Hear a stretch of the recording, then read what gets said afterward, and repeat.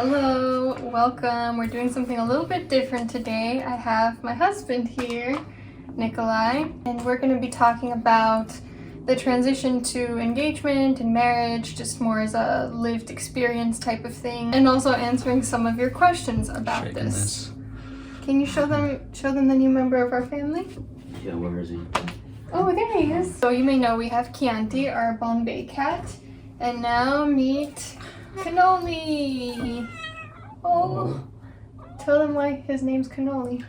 His name's Cannoli Okay. because he has 3 legs, so he looks very long. Yeah. And he's brown. And beige, and Well, he's beige, sweet. yeah, That's he's the main very thing. sweet, right? And Cannoli, Chianti, both Italian food-related names. All right. Yeah, so welcome to Honor Psychology, real life applications to psychology. Turn on, drop in. Turn on. What is it? Turn on, tune in, and drop out. I've never heard that. That's a LSD reference. Probably not include that. Okay, I'll make sure to include it. So should we start with the questions? Absolutely, let's get it going. I didn't write the full questions, but it's okay. We'll just No paraphrase. Stop it. Well, I'm trying to You're be. being weird. I'm trying to be enthusiastic and full of energy. Just be yourself. Yeah. Are you being yourself? Am I not? I don't. Am I being myself? No, you're not. No? No. How am I not being myself? You're being your shy self. How did you know that we were compatible? Would you like to start or should I? No, You should you're start. shy. Okay, I'll You start. should start. Okay. Well, we're compatible in I took notes, by the way. Sorry. It speaks volumes What do you mean? about our relationship. You taking notes and All me I'm just- here for you. Yeah. So, our similarities first. We both have Eastern European heritage. That's just kind of something that happened. It wasn't something that we were looking for. And it was just a cool experience to have that in common, where sort of similar life trajectories, where he's a second generation Eastern European immigrant. I'm a first generation immigrant, but raised primarily in the US. So those are very similar experiences, wouldn't you say? Yeah, very similar. It just provides a lot of cultural understanding and leaves a lot that doesn't need to be explained. You know, Yeah, talking like to someone what? else outside of the Like culture. borscht. Yeah, borscht, potatoes, the Don't need to Orthodox. explain potatoes Yeah, to me. well, the Orthodox New Year and all that. This importance of family and meals, Well, things of that nature. I mean, Romanians it's celebrate New Year's on the regular New Year's. It's just you Ruskies. okay. Well, you understood it already. Yeah, It's not like I'm out there celebrating, but my family does.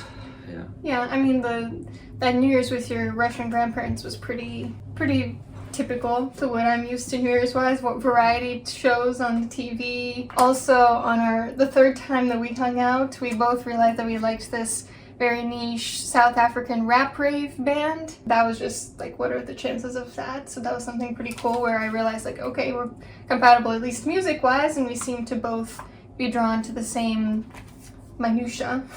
Yeah. A lot of shared interests, so that goes a long way. Yeah. I think that we're both pretty flexible, and what I mean by that is that we both tend to grow in the same direction. I feel like that's important when you get together at a pretty young age, which for us was 21. People are going to grow, obviously, and it's important for you to be malleable and sort of adapt with each other rather than growing in different directions. Yeah, while also having pretty much the same values. Should we let her in? It's gonna be chaotic. It's fine. Here, put her in this bed. Chaos ensues. Oh. Oh! He wants to play. Oh, that was a swipe. Chianti. Well, he swiped at her. He's trying to play. See.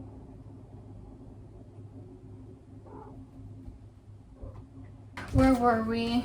And also, we have a lot of positive affect and we're pretty low conflict. I think that makes us compatible. Yeah.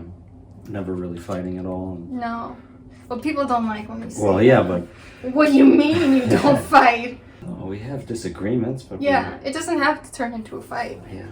I feel like for it to be a fight, it has to be both people. Whereas one person could be angry you deny ever be feeling angry with me, but No, never angry with you. I don't deny it. I sometimes feel angry. I feel like both people have to be very heated for it to be a fight, and not only just angry, but also lashing out verbally. Speaking of fighting, they're playing. They're playing, right? This is playing.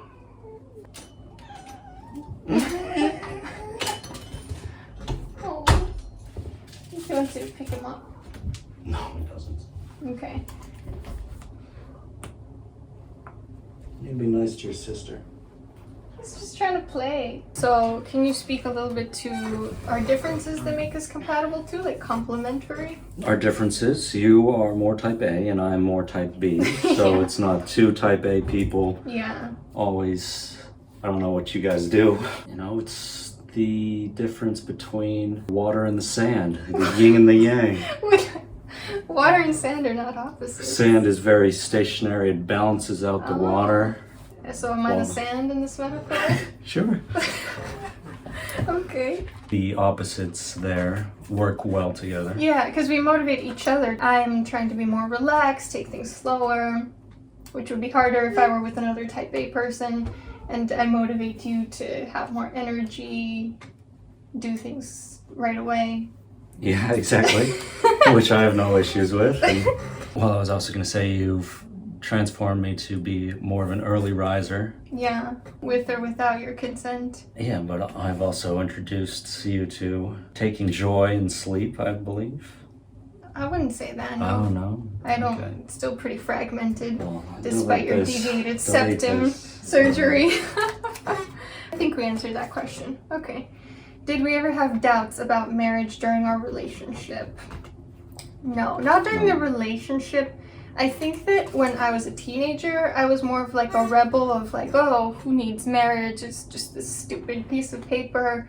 Like, it is just a piece of paper, but it's also a cultural symbol that I feel like people need in order to make meaning of things, in order to feel like something has changed in the relationship, and it's important to the community. So I'm not as much of a rebel and like, oh, it's not at all important. I think over the course of our relationship, I started to realize the value of it, and I feel like if you're doing something just to be rebellious, you're basically doing the same thing that you're accusing others of doing, which is just making decisions based on what the masses want, whether it's to conform or to resist it completely. Yeah. I'd say it's very significant. I didn't think it was going to be such a big deal. I don't think it's a big deal in that it changes a lot of things, Yeah. but it cements the relationship in the eyes of others and The Lord. yeah, the Lord. I didn't have any doubts whatsoever. I'd say our relationship made me really believe in marriage. I didn't think it wasn't very much on my mind before I met you. Really? Yeah. That's so cute. Do you feel like getting married has changed anything? Or getting engaged, since we haven't been married that long? Like, how do you feel when I call you my husband? Yeah, I think it's definitely changed things. It makes everything feel more serious. I don't feel like it's changed the essence of anything. I feel like we kind of were already married before. Yeah, definitely. When I say it makes it feel more serious, that's more commanding respect from other people Yeah. about our relationship. Saying my wife or my fiance at work. Less of a boy. Yeah, it shows a significant stage of life change rather than my girlfriend this. Oh, I live with my girlfriend. Yeah. It's seen as a bit more immature.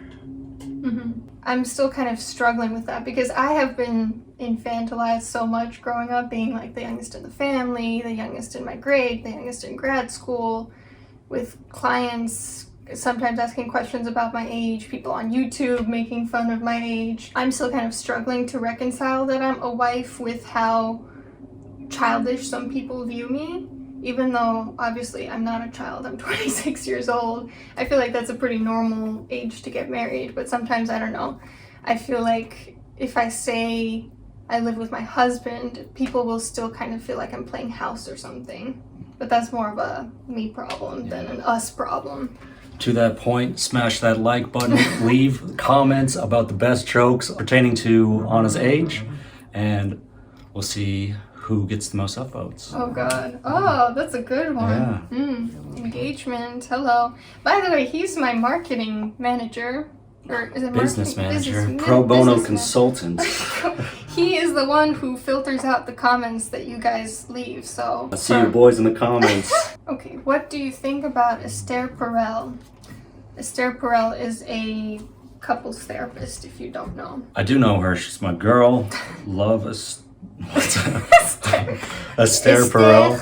Don't know too much about her, honestly, but what do you know about her? She's pioneer in the field. She's putting on for the women. She's putting on for the women. Yeah, putting on for the women. What do you She's mean? helping couples out.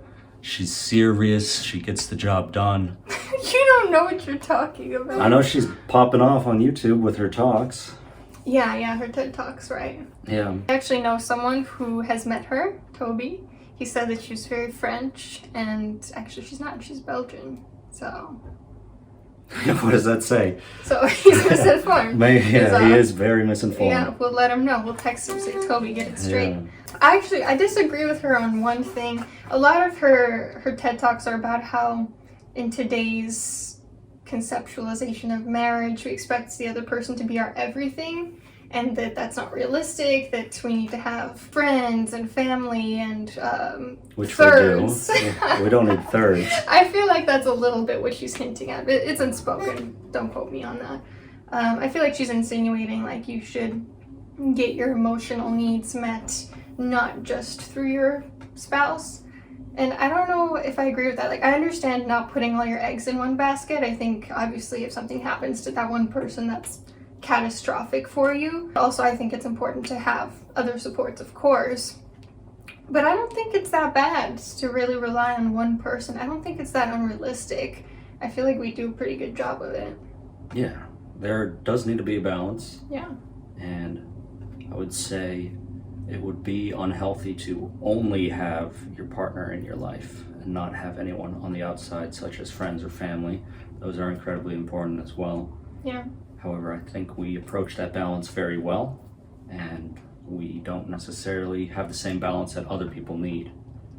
Say our balance is more towards us than towards others. Mm-hmm. We're also very introverted. Yeah. So being with each other is kind of like just being with ourselves because we're so attuned to each other and so comfortable with each other, whereas with other people it's just not quite the same. It feels a little bit more like you're kind of wearing a mask, and that can be kind of exhausting. Well, this actually leads into another question, which is how many shared hobbies and interests do we have, and how much time spent together is too much? So we spend pretty much all of our time together, except for when he goes on work trips and when I go to work or get dinner with the other interns at my site. And that kind of works for us. I don't have any complaints. I do think we need to branch out a little bit more, but we had a very, very rich social life in Chicago. And like I said, it was just kind of tiring, and people just want to drink when they get together. And so I don't feel like that's always healthy either. And I like, ever since we moved to a new location, how we just spend most of our free time exploring nature, honestly. And the friends will come. Yeah. It's been important to have that rich social life in the past while living together too, seeing how that is. Why do you think that was important? Having that experience of a rich social life really exhausted that for me. So I don't have the same urgency in recreating that same sort of social structure for us. Mm-hmm. Yeah, I feel like it was mostly me initiating those hangouts too. Like, you were just kind of like down for whatever, but I was like, we have these 2-3 get-togethers this week. I think part of that was me not necessarily wanting that, because I am very, very introverted, but rather, again, just not wanting to put all my eggs in one basket, because I understand that it's important to have supports. So yeah, sometimes it just feels like it's too much. But then, of course, the disadvantage of not having that is that your eggs are all in the same basket. So when you go away, I do experience the separation anxiety. Yeah, but you're having friends over while I'm away this time. Yeah, this time. And I usually like FaceTime with friends and family while you're gone too. So there is some connectedness. It's just a process. Should we let Chianti back in? Sure. So again, what are those shared interests? Yeah. Well, say we nature. like food. Yeah, we like food. Everyone thinks that's very quirky to say. Yeah, it's incredibly quirky. No one likes food. No one. Nature. Watching TV. Oh my god. Well, we like the so same unique. types of Yeah. specific foods. And again, like we've introduced each other to some of those things. Yeah. Mostly you were more of a foodie. Yeah, you've introduced me to papanache. Yeah. Yeah, I like papanache. That one time. Yeah, you don't really like Oh, they're papanache too playing. much. Oh my god, that's so cute. They're playing. She's in the tunnel. You introduced me to sushi, wine, oysters. Again, flexibility, adapting together. It's really important. Aside from food. Aside from food, nature, you really introduced me to hiking. Yeah, for sure. Both like winter sports. He tried to teach me how to do snowboarding one time. It's harder than it looks. You introduced me to cats. Yes. We like the same music, not necessarily all the time. Yeah. We still have our different tastes. Yeah, for sure. You're much more I'm much more I'm EDM. not much more EDM at I'm all. EDM, you're rap. And when those two converge with like trap EDM, that's great. How are we in terms of emotional labor, evenness? Emotional labor. How about you? You answer this one as the therapist. I think we're pretty even.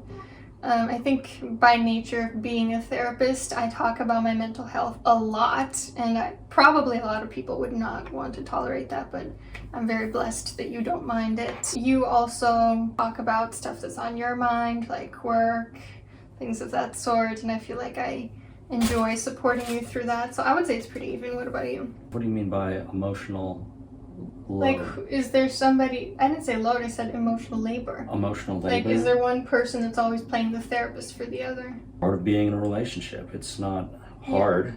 Labor is generally something that people don't enjoy. Yeah. I enjoy listening to your problems. Or whatever is on your mind. Hey! Hey. Is there anything that you feel like you've had to compromise on in our relationship? No. No. Yeah, neither. Yeah, simple answer. Okay.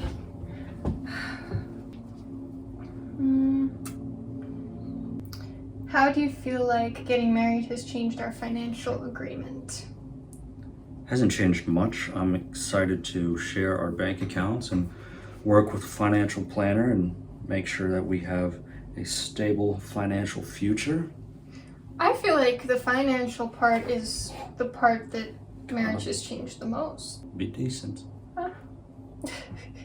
He is decent. So like I feel like the joint savings is the main piece because we want savings to get a house, for our future children's education, for travel, for emergencies, for cats.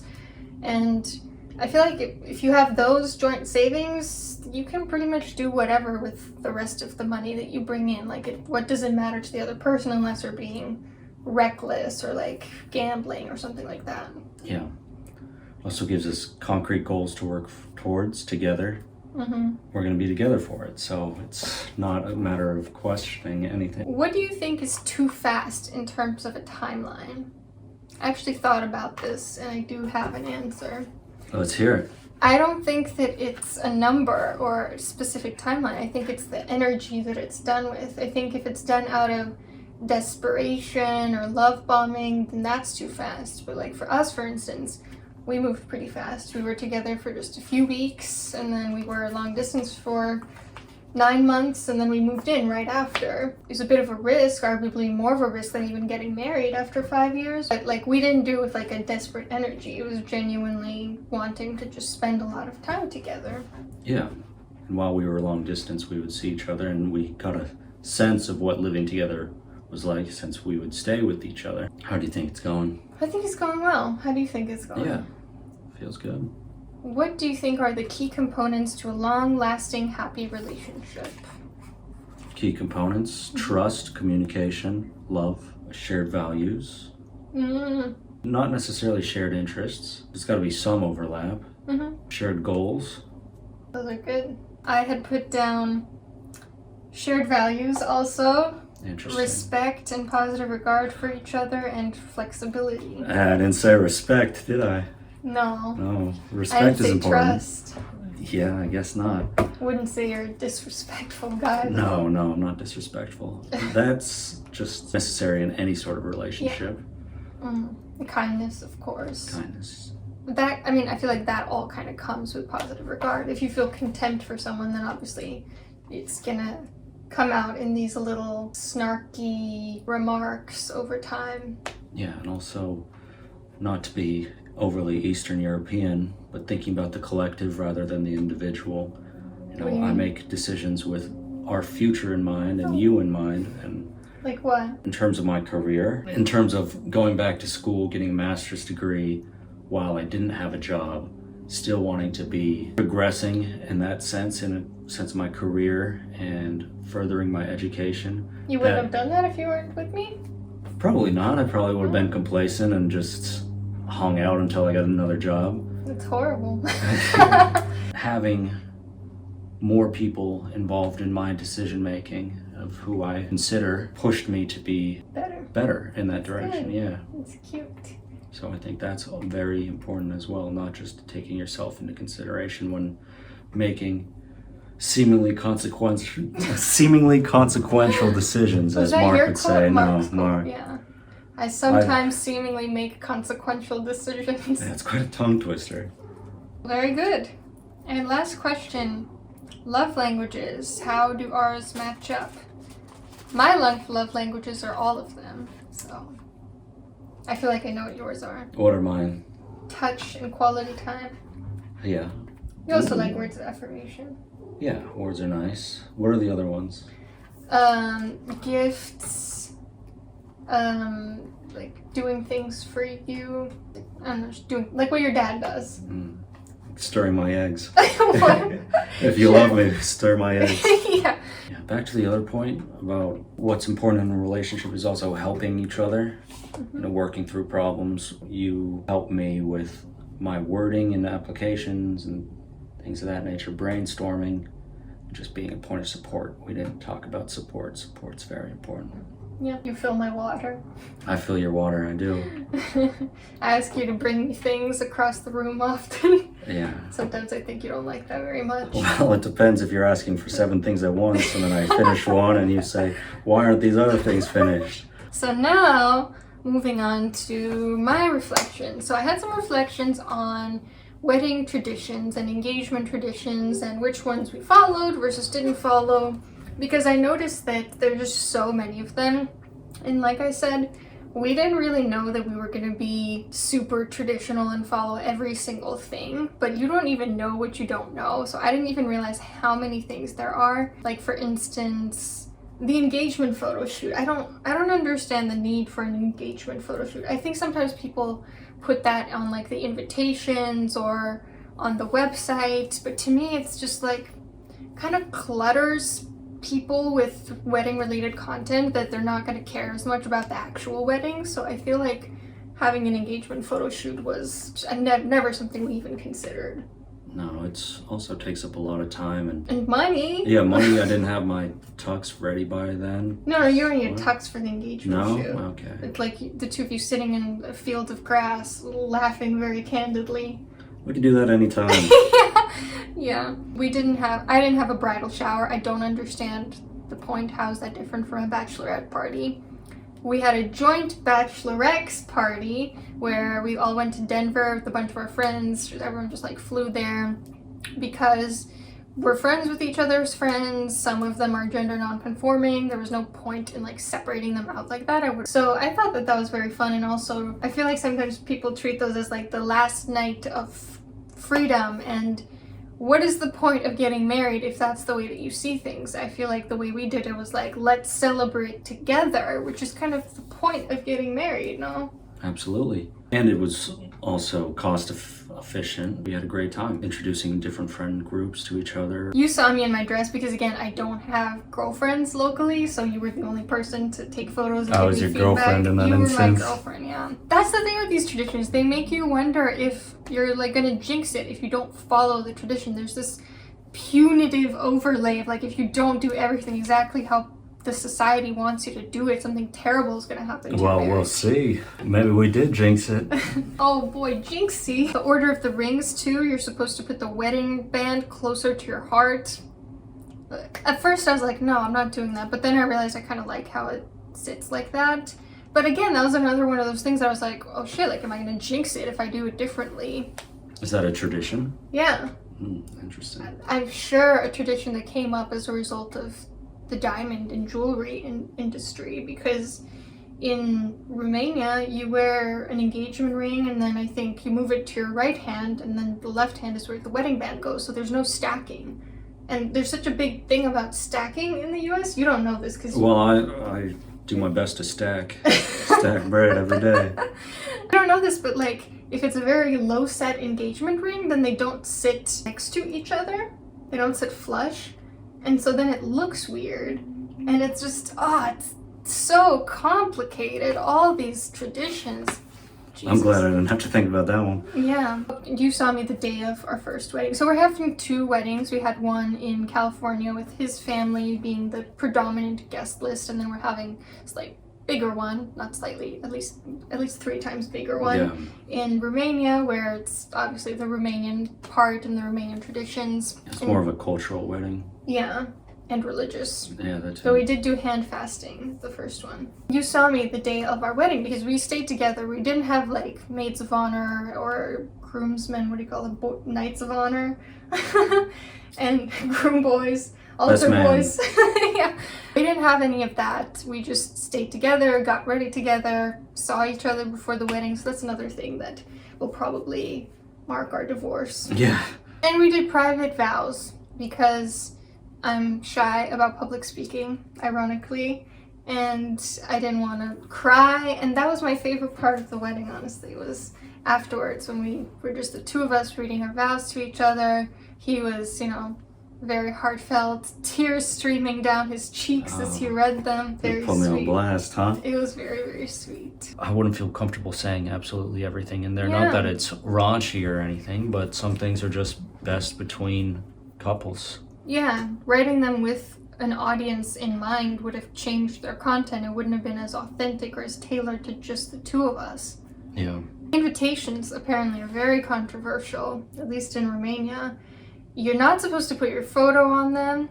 You're supposed to write which families you're coming from, like the interconnectedness of the bloodlines kind of thing.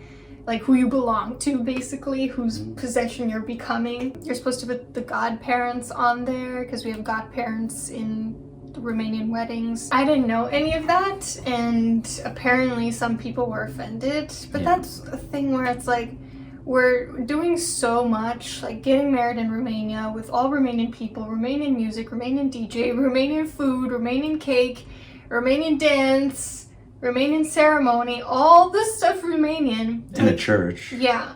Could we maybe not do the invitations 100% traditionally? Absolutely not. I should have let you know it was going to be a problem. I knew all about this. The wedding itself, I was very nervous. I didn't enjoy being the center of attention. That's one thing that I'm looking forward to the religious ceremony in Romania, is that there the priests are the ones doing the thing, and we're just like participants. We're not as much the center of attention. We don't have to say anything. They put those crowns on our head, we drink some wine, we dance around the table, so... Stand there and look pretty for 2 hours. Yeah. And so I kind of prefer that, even though we are not religious. We're doing it for cultural reasons. And I cried a lot during the wedding. I hated that. It's like you're trapped up there. You're the center of attention. Everyone has to look at you crying. You didn't cry. How did you do it? Cry. I know held you it wanted together. to. You looked like you were like I held it bottled back, up. yeah. Well, as a man, I'm always bottled up. As a man, you're always crying. Yeah, true. Well, I was very glad that our wedding in California was pretty quick, too. Other things that have changed after marriage.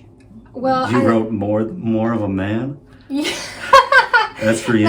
That's what you had mentioned, Yeah. is that you feel like you're more of a man Yeah. in the eyes of others. Yeah, and we already touched on that. Yeah. And feel even closer, even more secure. I loved changing my name. I loved changing my name not for anti-feminist reasons. I know a lot of people were surprised that I wanted to change my name, but I just had a very difficult maiden name that would always get written incorrectly and had like trouble getting into patient portals because of that. I like that your last name is also Eastern European. Our last name. Yes, that's true.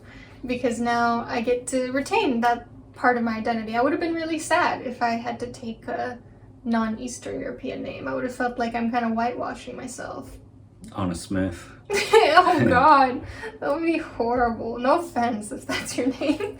I'm sure there are many Anna Smiths out there. And lastly, I just think the wedding itself, it's a lot of anxiety for me. Very complicated. Like, I just went through all these different traditions that we had to follow, and I was much more excited about the marriage itself. Like, I remember one point during the meal when it was getting towards the end, I just had like this spark of joy when I remembered that we were going to be alone the rest of the day and go for a nice intimate dinner and go read our vows privately. And that was for me the moment when I realized, like, oh, this is the right decision because this is why I'm doing it. It's not for the wedding. You know, like that expression, the more you invest into the wedding, the less you invest into the marriage. Yeah, and I'd say when we did it in California, it was pretty relaxed too. There wasn't too much involved. It is still very anxiety-inducing for me. Yeah, of course. It could have been so much more, though. You know, people have hundreds of people. We had, 26 people there, and most of them family members. A little stint in the courthouse, smiles on our faces, and tears in the audience. I didn't have a smile, I was crying. You didn't smile? Very Eastern European. And then after about 20 minutes, we all went outside, took photos. Photos took a long time. Glad we did it, though. When else are we going to do that? I didn't like having so much attention on us, but again, that's just what you have to do. And then we had a meal for 3 hours with everyone, and separate tables, great food. And that was kind of it. It was in the middle of the day, so it wasn't like people were lingering or drinking too much. Just very festive all around. Everyone was happy. It was perfectly executed without needing to add too many elements of stress. Are you less excited for the Romania wedding? No, I'm not saying that. I'm saying it's nice to have both. I mean, it's going to be similar in essence. It's just going to be a lot longer. And I feel like there's going to be a lot more dancing. We didn't have any dancing at this one. That is, for me, what needs to happen. If it isn't like 80% dancing, I don't want it. I don't want it. And I'm excited to see my European friends, the Romanian music, dancing in a hora. That's when you dance in a circle at increasing speeds. And did you know that actually comes from fairy lore? Because I forget what it's called when they make you dance until you die. The fairies. If you see a fairy circle. If you come across a fairy circle. If you see like a group of fairies dancing in a circle, they make you dance with them until you die. That's what the hora in increasing speed comes from. Yeah, so be cautious. Yeah, I'm very cautious. You never know when you're going to come across a fairy circle and dance till you die. It's a good way to go, though. It is. Anything else before we wrap it up? I feel like I'm in a client session. Anything else? I'm looking at the time. Leave a comment, smash that like button, ring the Smash bell. that Subscribe comment. if you're here watching this video and not subscribed. Great information from Honest Psychology coming out every week. Couples, personality disorders, anxiety, life, real life applications to psychology. And let us know if you want us to do other videos together. If you liked Nikolai. Yeah, not too much. He's funnier even off camera. All right, thank you very much. Stay tuned.